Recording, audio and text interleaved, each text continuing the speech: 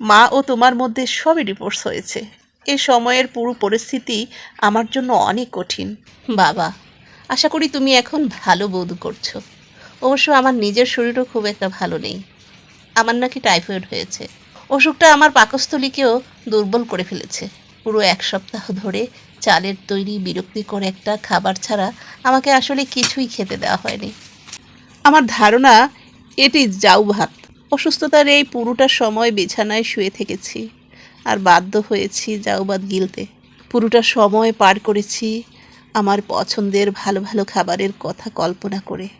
ভাবতে ভাবতেই হঠাৎ আমার গলদা চিংড়ির কথা মনে পড়ে গেল অনেক কিছুই, বিশেষ কিছু। মা ও তোমার মধ্যে সবই ডিভোর্স হয়েছে। এ সময়ের পুরো পরিস্থিতি আমার জন্য অনেক কঠিন। প্রতিটা মুহূর্ত আমার কেটেছে এই কামনা করে খুব শীঘ্রই সব কিছু আগের মতো হয়ে যাবে। তুমি আবার আগের মতোই আমাদের মাঝে ফিরে আসবে। কিন্তু যখন সত্যি সত্যি ডিভোর্স হয়ে গেল, তখনই অনুভব করলাম নির্মম সত্যটা। বুঝতে পারলাম ফিরে আসার দরজাটা এবার চিরকালের জন্য বন্ধ হয়েই গেল।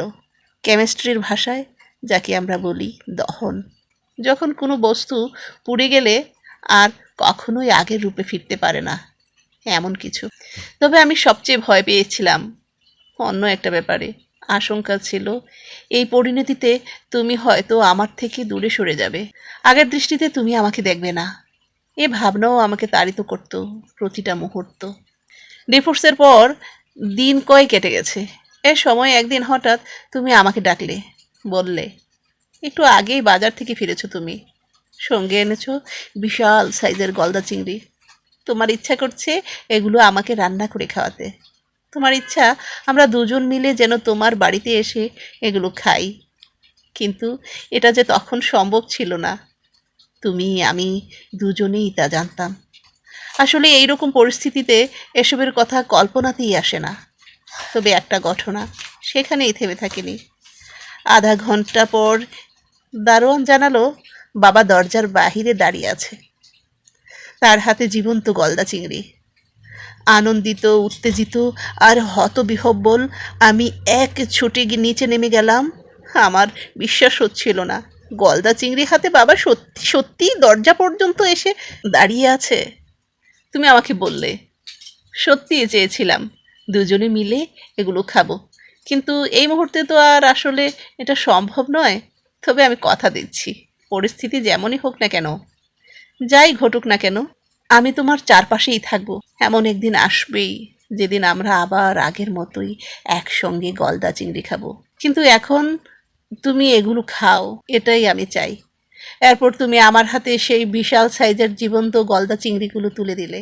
কিন্তু ছোট ছোট চোখ আর লম্বা লম্বা পায়ের অদ্ভুত প্রাণীগুলো ঠিক সে মুহূর্তে আমার কাছে অন্য অর্থ নিয়ে ধরা দিল। প্রাণীগুলো আমার চোখে ধরা দিল আমার প্রতীক হিসেবে। আমি বুঝলাম বাবা, তুমি আমার জন্য আগের মতোই আছো এবং আগের মতোই থাকবে, যেমনটা তুমি সব সময় ছিলে আমার জন্য। তোমার পাশে যেটুকু সময় আমার থাকা উচিত ছিল তা থাকতে পেরেছি বলে মনে করছি না। যখন ফোন করে তোমার সঙ্গে কথা বলতে চেয়েছি তখন তুমি আর কথা বলার অবস্থায় ছিলে না। তারপরও যখনই আমি তোমার সঙ্গে কথা বলার সুযোগ পেয়েছি এত বেশি আবেগপ্রবণ হয়ে পড়েছি যে নিজের মনের কথা ঠিকঠাক গুছিয়ে বলতে পারিনি। অবশ্য কখনো তোমার মতো কথা বলার কারিগর ছিলাম না আমি। অপারেশনের আগে তুমি যখন ঢাকায় ফিরলে তখন তোমাকে দেখা আমার জন্য ছিল শুধু বেদনাদায়ক। তোমাকে দেখতে যেতে তোমার বাড়ির দরজায় প্রত্যেকবার আমাকে থামানো হতো, এটাও আমাকে বেদনা দিত।